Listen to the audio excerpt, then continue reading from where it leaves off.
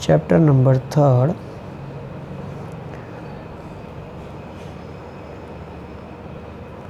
विद्युत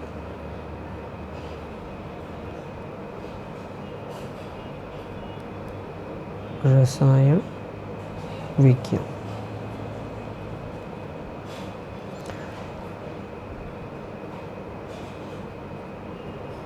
इलेक्ट्रो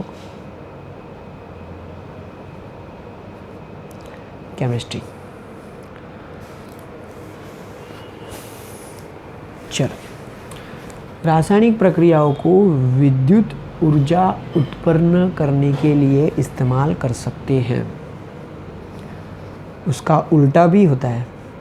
विद्युत ऊर्जा का इस्तेमाल रासायनिक प्रक्रियाओं को करने के लिए कर सकते हैं। ये दोनों चीज़ें हैं।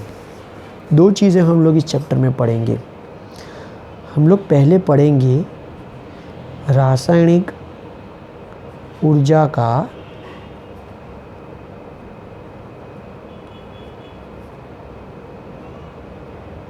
विद्युत ऊर्जा में रूपांतर, और दूसरा हम लोग पढ़ेंगे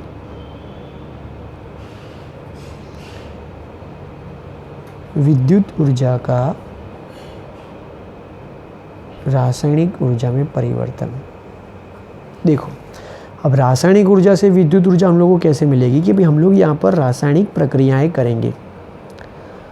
अब रासायनिक प्रक्रियाएं अपने आप होती हैं, ठीक है।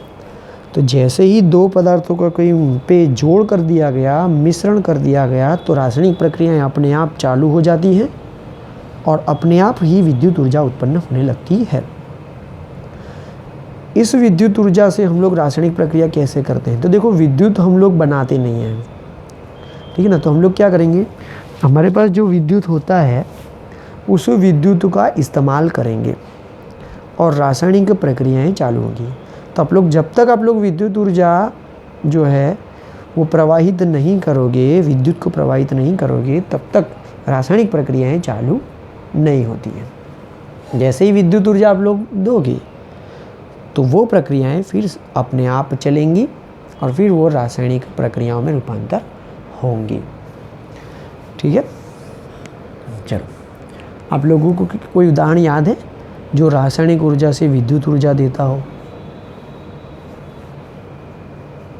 या विद्युत ऊर्जा से रासायनिक ऊर्जा मिलती हो? हाँ, आप लोगों के पास अभी जो मोबाइल है और मोबाइल के अंदर जो बैटरी है, उस बैटरी के अंदर केमिकल्स हैं, ठीक है ना, जिससे हम लोग क्या करते हैं, विद्युत ऊर्जा उत्पन्न करते हैं।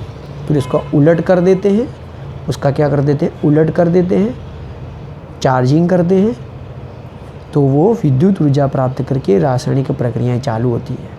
फिर ये रासायनिक प्रक्रियाएं अपने आप चलेंगी और आप लोगों को विद्युत ऊर्जा प्राप्त होती रहती है, ठीक है। तो बहुत सारी बैटरीज आती हैं, निकल, कैडमियम, लिथियम पॉलीमर, ठीक है ना, बहुत सारी बैटरीज आती हैं।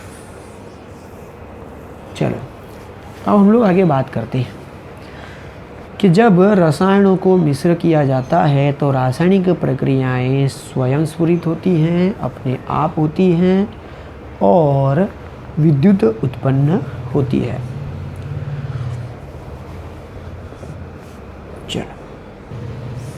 चलो, तो पहला है हमारे पास 3.1 विद्युत रासायनिक कोश।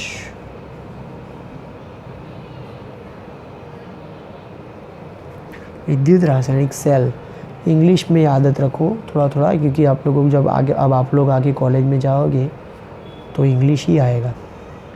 ये है इलेक्ट्रो केमिकल सेल, ठीक है। दूसरा है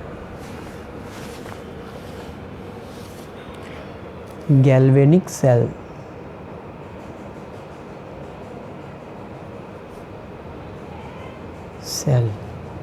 तीसरा है वोल्टेइक सेल।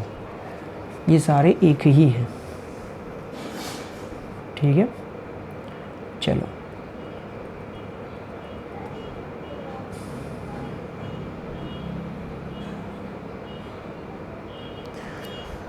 तो विद्युत रासायनिक सेल या इलेक्ट्रोकेमिकल सेल या गैल्वेनिक सेल या वोल्टेइक सेल जो है वो किस तरह से कार्य करता है।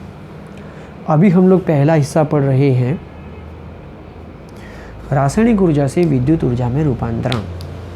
देखो विद्युत ऊर्जा कैसे प्राप्त होती है, या हमको कैसे पता चलेगा कि भी इसमें करंट है। तो भाई इलेक्ट्रॉन के वहन से ही हम लोग पता लगा सकते हैं कि भाई इसमें विद्युत ऊर्जा है या नहीं है। तो हम लोग रासायनिक प्रक्रियाओं का इस्तेमाल विद्युत ऊर्जा में कैसे करेंगे कि जब हम लोग कोई भी रसायन लेंगे, उन रसायनों को मिश्रण करेंगे, उन रसायनों को जोड़ेंगे, तो उनके बीच में अपने आप प्रक्रिया होती है और उसमें से इलेक्ट्रॉन मुक्त होते हैं। और ये इलेक्ट्रॉन जब वहन करते हैं तब वहाँ पर विद्युत ऊर्जा देखने को मिलती है। अब ये इलेक्ट्रॉन आएंगे कैसे, हम लोग 11th स्टैंडर्ड में पढ़ चुके हैं। जो धातु होते हैं वो धातु हमेशा इलेक्ट्रॉन को मुक्त करने की कोशिश करते हैं, इलेक्ट्रॉन को प्राप्त भी कर सकते हैं। तो जब किसी धातु को आयन में रूपांतर करेंगे, हमेशा याद रखो जब धातु को आयन में रूपांतर करते हैं तो वो इलेक्ट्रॉन को मुक्त करते हैं। लेकिन ऐसा ज़रूरी भी नहीं है, उसके लिए हम लोग ईएमएफ श्रेणी पढ़ेंगे। लेकिन फ़िलहाल जो है वो धातु इलेक्ट्रॉन को मुक्त करते हैं। जैसे आधुनिक आवर्त कोष्ठक में समूह नंबर 1 और 2, तो अल्कली धातु और अल्कलाइन अर्ध धातु, वो हमेशा क्या करते हैं, इलेक्ट्रॉन को मुक्त करने की कोशिश करते हैं। और जब वो इलेक्ट्रॉन को मुक्त करते हैं तो वो पॉजिटिव आयन में आ जाते हैं। अर्थात जब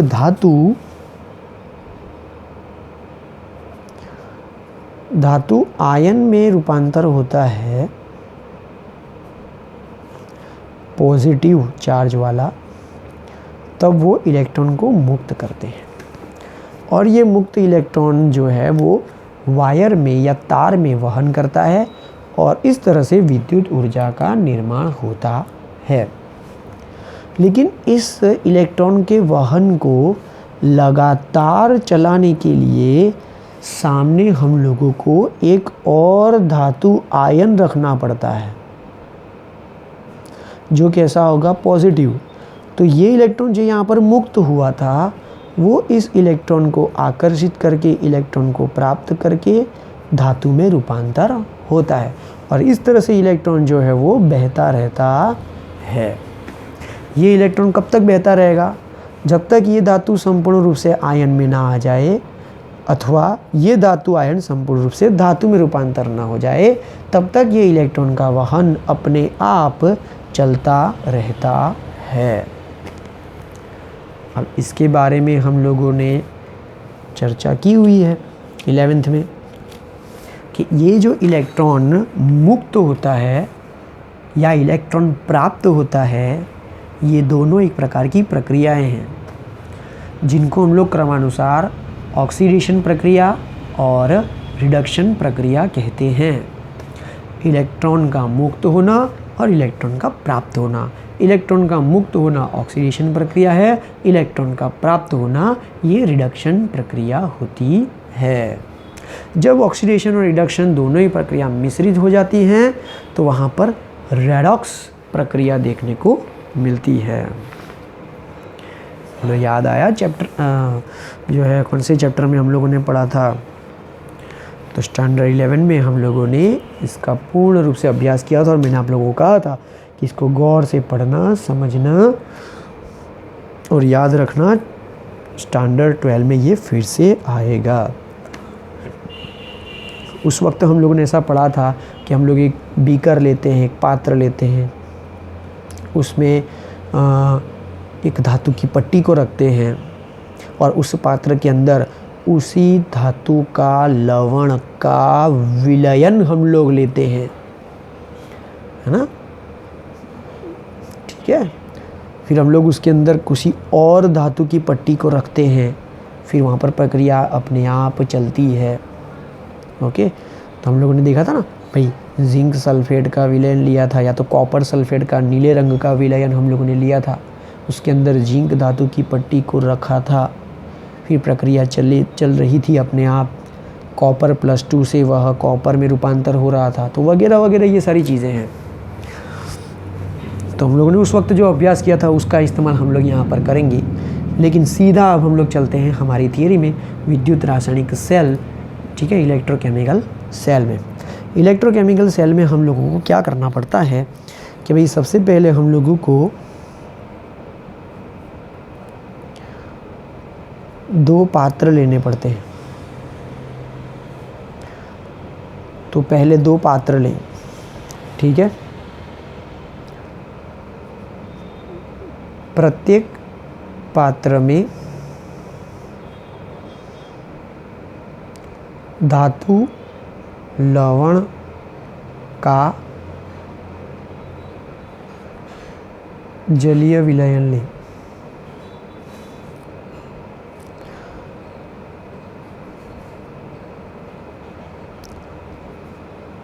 जिस धातु लवण का विलयन लिया हो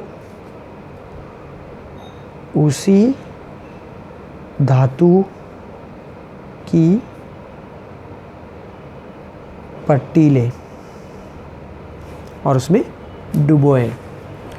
देखते हैं कैसे हो रहा है, इसको हम लोग अभी चित्र में समझने की कोशिश करेंगे। चलो, तो मैं ले रहा हूँ एक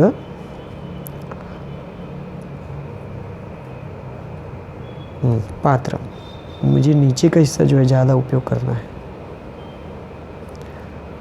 ये मैंने एक पात्र लिया,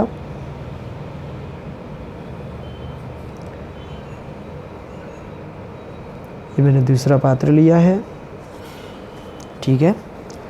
पहले हम लोग एक पात्र और दूसरा पात्र लिया है, अब हम लोग इसमें देख रहे हैं। पहले पात्र में मैं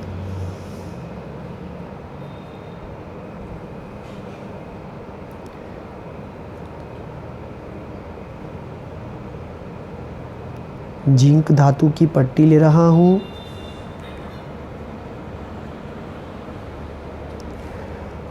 और उसी के अंदर उसी धातु का लवण का जलीय विलयन ले रहे हैं।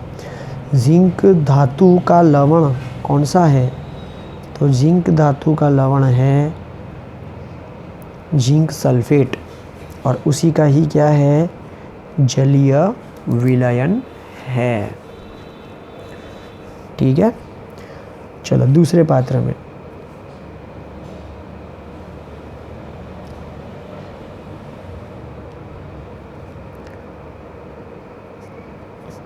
कॉपर धातु की पट्टी, अर्थात ये सॉलिड, ये भी सॉलिड,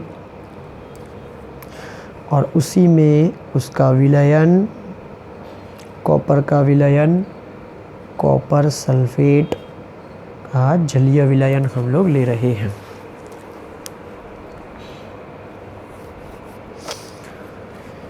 ठीक है, अभी ये दोनों हम लोगों ने पात्र अलग अलग लिए हैं। अभी इसमें कोई प्रक्रिया नहीं होगी क्योंकि ये दोनों विलयन अभी एक दूसरे के साथ जुड़े हुए नहीं हैं। ठीक है, चलो जब यहाँ पर हम लोग किसी भी धातु का लवण ले रहे हैं, उसका जलीय विलयन ले रहे हैं, तो वह कौन से रूप में होता है? तो ये जो जिंक सल्फेट है वो अभी उनके आयनों के रूप में है। तो जिंक 2+ और SO4 2-। यहाँ पर कॉपर सल्फेट में क्या होगा? वो कौन से स्वरूप में होंगे? वो उनके आयनों के स्वरूप में होंगे। कॉपर 2+ और सल्फेट 2-।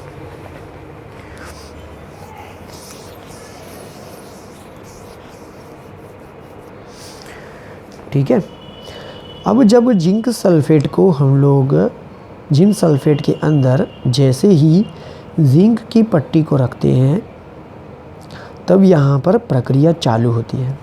कैसे? तो पहले ये जो है वो जिंक पट्टी थी,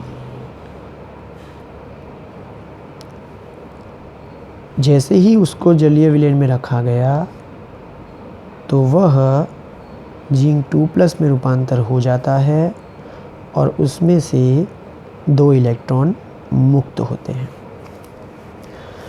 2 इलेक्ट्रॉन जो मुक्त हो रहे हैं, इलेक्ट्रॉन दूर हो रहे हैं, इलेक्ट्रॉन दूर होने की प्रक्रिया ऑक्सीडेशन प्रक्रिया होती है।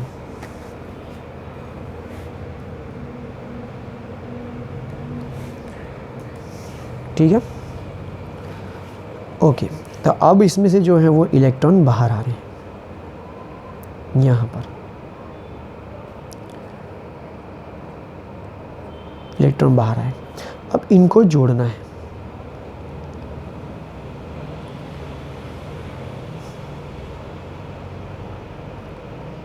इसको जोड़ देते हैं। ये इलेक्ट्रॉन बाहर आया, इलेक्ट्रॉन यहाँ गया, अंदर गया। तो तुरंत क्या होगा कि ये जो कॉपर धातु है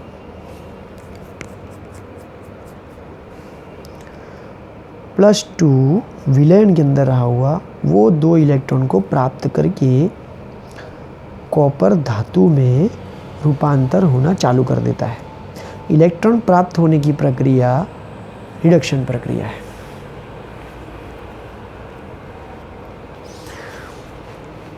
ठीक है, ओके। लेकिन ये प्रक्रिया थोड़ी देर के बाद बंद हो जाती है। थोड़ी देर के बाद बंद हो जाती है का मतलब ये हुआ कि ये प्रक्रिया बंद ही रहती है, ये प्रक्रिया चलती नहीं है। ये तो मैंने आप लोगों को सिर्फ एक इनिशियल चीज़ बताई है। तो ये प्रक्रिया क्या हो जाती है, बंद हो जाती है। ठीक है, तब इस प्रक्रिया को निरंतर रूप से चलाने के लिए हमको क्या करना पड़ेगा? या तो हम लोग इस तरह से समझें कि जिंक धातु की पट्टी जिंक 2+ में रूपांतर हो रहा है। पहले से ही जिंक सल्फेट अंदर था, जिंक 2+ आयन थे।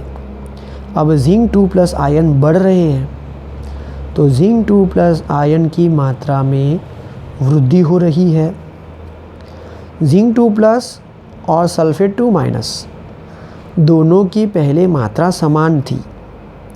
जैसे ही जिंक की पट्टी इसके संपर्क में आई, जिंक 2+ बना, जिंक 2+ की मात्रा बढ़ने लगी।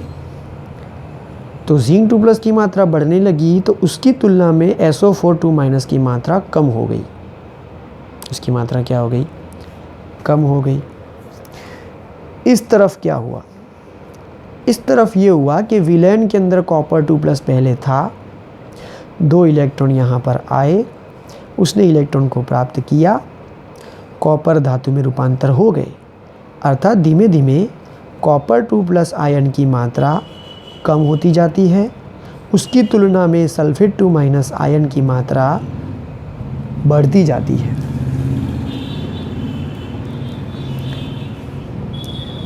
अब दोनों में क्या हुआ? इम्बैलेंस हो गया। ये बढ़ता जा रहा है, ये कम होता जा रहा है, लेकिन उसके सामने सल्फेट भी जो है वो उसमें भी कमी और वृद्धि देखने को मिल रहा है। मतलब कि बैलेंस नहीं हो पा रहा है। अब जब ये चीज़ बैलेंस नहीं होगी तो प्रक्रिया बंद हो जाएगी। तो आयनों का बैलेंसिंग अभी बंद हो गया है। तो इस प्रक्रिया को निरंतर चलाते रहने के लिए आयनों का संतुलन करना जरूरी है। आयनों का संतुलन हम लोग कैसे करेंगे? तो आयनों का संतुलन हम लोग इस U-ट्यूब के द्वारा इसका बैलेंसिंग होगा। इसको हम लोग बोलते हैं क्षारक सेतु। लवणों का, आयनों का बैलेंसिंग, क्षारों का बैलेंसिंग इस क्षारक सेतु के द्वारा होगा। इंग्लिश में इसे हम लोग कहते हैं सॉल्ट ब्रिज। ठीक है ना, क्योंकि ये लवण है ना, सॉल्ट है सारे, ये धातु का लवण है, ये धातु का लवण है, तो इनमें क्या हुआ है? बैलेंसिंग बिगड़ गया है। तो इसको जो है वो बैलेंस करेंगे हम लोग सॉल्ट ब्रिज के द्वारा। इसके लिए इसमें हम लोग एक विलयन भरेंगे। तो वो विलयन हो सकता है पोटेशियम नाइट्रेट अथवा पोटेशियम क्लोराइड का। ठीक है, ये विलयन हम लोग उसमें भरते हैं। इस विलयन को भरने के बाद इसमें हम लोग रुई का फोहे लगा देते हैं, ताकि क्या हो कि KNO3 और KCl का जो यहाँ पे जो पदार्थ हम लोग ने भरा है वो विलयन अंदर ना आ जाए, इन दोनों के साथ मिश्र ना हो जाए। अर्थात ये विलयन, इनमें से कोई भी दो विलयन, इसमें हम लोग दो में से कोई भी एक विलयन हम लोग इसमें भरेंगे जो आयनों का वहन के लिए कार्य करेंगे, लेकिन ये दोनों अंदर मिश्र होने चाहिए नहीं। अब क्या होगा, यहाँ पे कौन बढ़ गया है, सल्फेट बढ़ गया है, तो ये सल्फेट यहाँ पर जाएगा। यहाँ पे कम हो गया है, उसकी खानापूर्ति ये सल्फेट करेगा। अर्थात अब आयनों का क्या हो जाएगा, बैलेंस हो जाएगा। आयनों का क्या हो जाएगा, बैलेंसिंग हो जाएगा। ठीक है, अब आयनों के बैलेंस हो जाने के बाद ये विद्युत प्रवाह अपने आप चलता रहता है। विद्युत प्रवाह आप लोगों को पता है इलेक्ट्रॉन की विरुद्ध दिशा में चलता है। ठीक है, तो विद्युत प्रवाह क्या होगा, अब अपने आप चलता रहेगा। लेकिन अब ये प्रश्न आता है कि ये विद्युत प्रवाह अपने आप कब तक चलता रहेगा। तो देखो, जब ये धातु की पट्टी को हम लोगों ने रखा तो धातु की पट्टी पिघल रही थी। उसका मतलब ये हुआ कि जब तक ये जिंक की धातु पूरी तरह से पिघल नहीं जाती है तब तक ये प्रक्रिया चलती रहेगी। जिंक धातु की पट्टी जब संपूर्ण रूप से आयन में रूपांतर हो जाएगी, ये धातु की पट्टी यहाँ तक पूरी ख़त्म हो जाएगी, तब तक ये प्रक्रिया चलेगी। जब ख़त्म हो जाएगी फिर प्रक्रिया क्या हो जाएगी, बंद हो जाएगी। दूसरा कि अगर यहाँ पर जब तक कॉपर 2+ है आयन के अंदर, तब तक ये प्रक्रिया चलती रहेगी। तो दोनों चीज़ें हैं, जिंक की पट्टी आप लोगों ने ज़्यादा मात्रा में ले ली, लेकिन कॉपर 2+ आप लोगों ने कम मात्रा में लिया, तो कॉपर 2+ जो है वो जल्दी जल्दी कॉपर में रूपांतर हो जाएगा, फिर उसके पास कॉपर 2+ नहीं रहेगा। जब कॉपर 2+ नहीं रहेगा तो वो कॉपर में रूपांतर नहीं हो पाएंगे, फिर ये प्रक्रिया क्या हो जाएगी, रुक जाएगी। तो दोनों ही चीज़ें जो हैं हम लोगों को सही मात्रा में लेनी पड़ेगी। तो जिंक धातु की पट्टी पिघले नहीं तब तक प्रक्रिया चलेगी, और कॉपर 2+ संपूर्ण रूप से ख़त्म नहीं हो जाते तब तक ये प्रक्रिया निरंतर चलती रहेगी, फिर ये प्रक्रिया रुक जाएगी। जिंक धातु ख़त्म हो चुका है, कॉपर आयन 2+ ख़त्म हो चुका है, तो हम लोग क्या कर सकते हैं, इसका उल्टा प्रवाह कर सकते हैं। उल्टे प्रवाह में ऐसा होगा कि इसको हम लोगों को धन आयन में रूपांतर करेंगे और ये जिंक धातु की पट्टी धातु में रूपांतर होती चली जाएगी, फिर ये प्रक्रिया जो है वो निरंतर चलती रहती है। तो क्षार सेतु का उपयोग क्या है, आयनों का संतुलन करने में, लवणों का संतुलन करने में इस्तेमाल होता रहता है। और ये प्रक्रिया रेडॉक्स प्रक्रिया है, क्योंकि यहाँ पर ऑक्सीडेशन प्रक्रिया होती है, यहाँ पर रिडक्शन प्रक्रिया होती है। जहाँ पर ऑक्सीडेशन प्रक्रिया होती है वो आप लोगों का धनात्मक हिस्सा होगा, और जहाँ पर रिडक्शन प्रक्रिया होती है वहाँ पर रिडक्शन जो है वो ऋणात्मक हिस्सा होगा।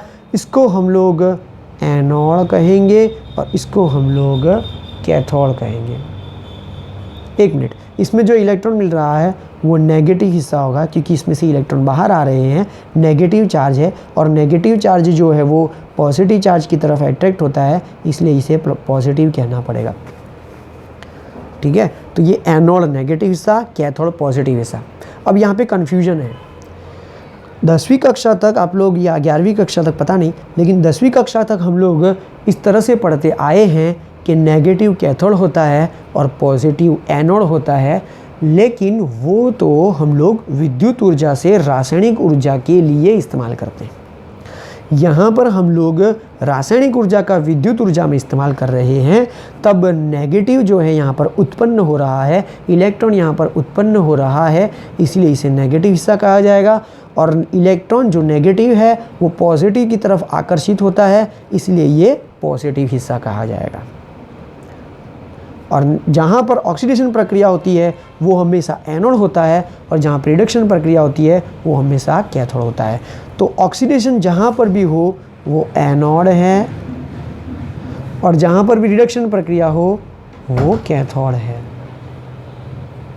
बोले यहाँ तक समझ में आया? अब हमारा ये लेक्चर पूरा होने को जा रहा है, ऑटोमेटिक कभी भी बंद हो सकता है। ये 40 मिनट वाला।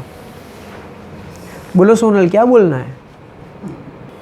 तो हमेशा ध्यान रखो कि जहाँ कहीं पर भी ऑक्सीडेशन प्रक्रिया हो वो एनोड है, जहाँ कहीं पे भी रिडक्शन प्रक्रिया हो वो कैथोड है।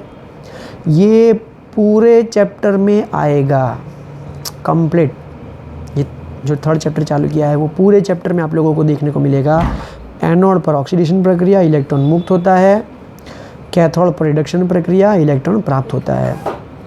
ये जो दोनों प्रक्रियाएं हैं आप लोगों को याद होगा, हम लोग उसे ऑक्सीडेशन अर्ध प्रक्रिया और इसे रिडक्शन अर्ध प्रक्रिया कहते थे।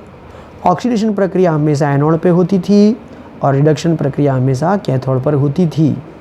तो अभी आप लोग पूरा याद कर लो। ये नेगेटिव साइन और ये जो पॉजिटिव साइन है वो रासायनिक ऊर्जा से विद्युत ऊर्जा में अथवा विद्युत ऊर्जा से रासायनिक ऊर्जा में बदल जाते हैं। ठीक है, तो ध्यान रखना आप लोगों को। तो नेगेटिव हिस्सा जो है वो एनोड हो गया, ये वाला हिस्सा जो है वो कैथोड हो गया। नेगेटिव का एनोड से, पॉजिटिव का कैथोड से कोई लेना देना नहीं है। एनोड का ऑक्सीडेशन से लेना देना है और कैथोड का रिडक्शन से लेना देना है। ठीक है, एनोड पर हमेशा ऑक्सीडेशन प्रक्रिया होती है, ये फिक्स है, और कैथोड पर रिडक्शन प्रक्रिया होती है, ये फिक्स है। ठीक है, तो हम लोगों ने क्या किया था रिएजन में देख लेते हैं। एक पात्र, दूसरा पात्र, एक पात्र में जिंक सल्फेट और उसमें पट्टी, उस जिंक धातु की पट्टी, दूसरे पात्र में कॉपर सल्फेट का विलयन और उसमें कॉपर धातु की पट्टी। ये कभी भी पूर्ण हो सकता है फटाफट। चलो दोनों को तार से जोड़ देंगे, प्रक्रिया चालू हो जाएगी। जिंक जो है वो फटाफट ऑक्सीडेशन करेगा, इलेक्ट्रॉन मुक्त करेगा। इलेक्ट्रॉन वायर से इस तरफ आएगा, कॉपर में इलेक्ट्रॉन जाएंगे। इलेक्ट्रॉन जो है कौन प्राप्त करेगा? Copper 2+ ion. किस में रूपांतर होगा? कॉपर। क्या होगा? जिंक की पट्टी धीमे धीमे खत्म होगी। जिंक की पट्टी धीमे धीमे ख़त्म होगी, कॉपर जो है यहाँ पर जमा होने लगेगा। ठीक है, प्रक्रिया रुक जाती है। फिर हम लोग जो है ये सॉल्ट ब्रिज रखते हैं।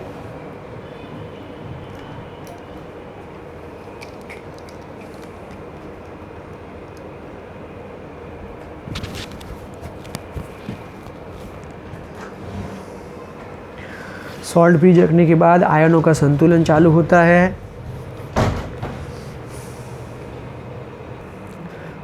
तो थोड़ी देर के बाद प्रक्रिया रुक जाती है क्योंकि आयनों का संतुलन बिगड़ गया होता है। हम लोग उसमें यू ट्यूब नली रख देते हैं जिसमें हम लोग एक अलग से एक क्षार भरते हैं। तो इसको हम लोग बोलते हैं सॉल्ट ब्रिज, जिसमें ऑलरेडी सॉल्ट भरा हुआ है। सॉल्ट हो सकता है KNO3, KCl।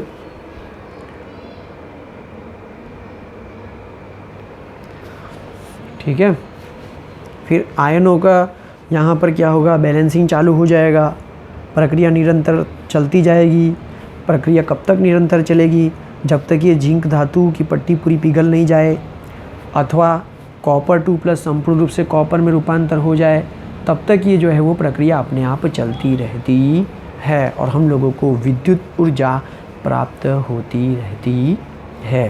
अब इसमें ख़ास बात क्या है? ख़ास बात ये है कि आप लोगों को समझना है कि जब धातु आयन में रूपांतर होता है तब ऑक्सीडेशन होता है क्योंकि इलेक्ट्रॉन मुक्त होता है। ऑक्सीडेशन जहाँ होती है वो उसको हम लोग एनोड कहते हैं। धातु आयन इलेक्ट्रॉन को प्राप्त करके जब धातु में रूपांतर होता है तब वो रिडक्शन प्रक्रिया कहते हैं, और जहाँ पर भी रिडक्शन प्रक्रिया होती है वो कैथोड होता है। तो याद रखना सब लोग, एनोड पर ऑक्सीडेशन प्रक्रिया होती है, कैथोड पर रिडक्शन प्रक्रिया होती है। उल्टा याद रखो, जहाँ ऑक्सीडेशन होती है वहाँ एनोड होता है और जहाँ पर रिडक्शन होता है वहाँ पर कैथोड होता है।